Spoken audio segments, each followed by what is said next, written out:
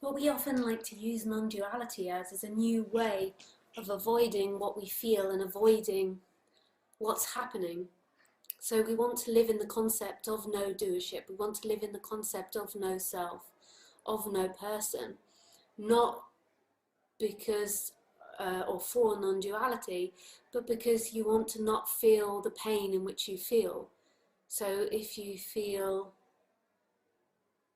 angry at someone, then the thought might want to say there is nobody to be angry at, to try to pacify that anger and not be angry. But the most beautiful thing that can be done is just when the person feels separate, even though ultimately there isn't someone there, is just look underneath what you feel. So if you feel anger, look underneath it. Normally it's vulnerability or lack or wanting something else, feeling like you didn't get enough.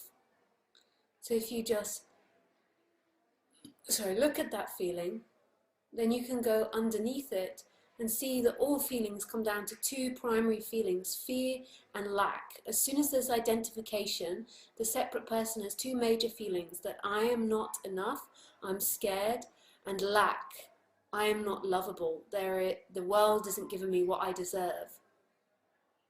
I deserve more.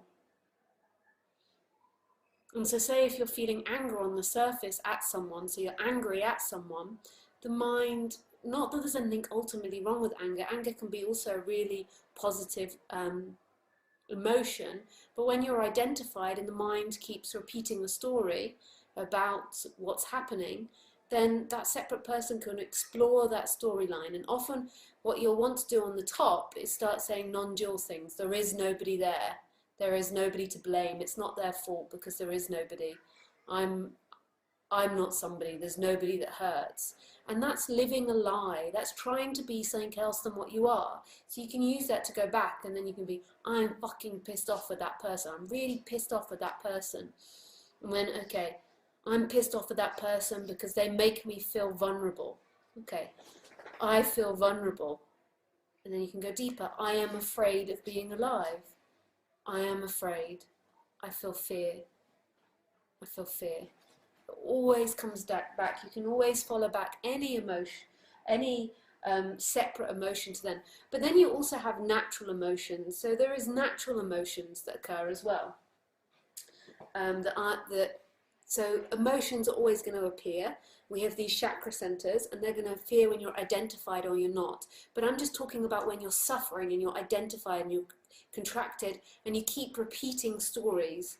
I'm talking about that. But there's natural feelings of anger, jealousy, competition even. So we have these chakra areas which have these feelings, and they have positive and negative feelings, each of these chakra areas, and that's never going to stop. There's always going to be feelings and reactions to circumstance, and they're really important for this body to function in the world. Like people often think that anger shouldn't be there if you wake up. Anger is such an important emotion. When I first woke up, when there was first awakening here, I was so blissed out that I would feel anger, but because there was so much bliss, I wouldn't act on the anger. And then what would happen is that people would treat me inappropriately. Because if you don't have this energy, now I'm not saying anger is abuse or hatred, I don't mean it in that way, I mean this energy, this forceful energy of no. In Chinese medicine, they say that people that are afraid of anger and don't express anger, and when there's a denial of anger, they often experience depression, because anger is a really vital force. And I don't mean it in the negative, like when you're identified, you hate people for what they've done. You dislike people for what they've done. You blame people for what you've done. I'm talking anger that's like, no, this is not okay to behave like that.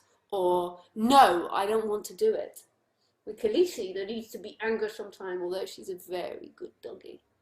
But when you're identified, it becomes a story about the other person. And even though you need the story in a vague way for there to be anger, it becomes an elongated story of dislike and hatred for the other person, and truly wanting them to be something else than what they are.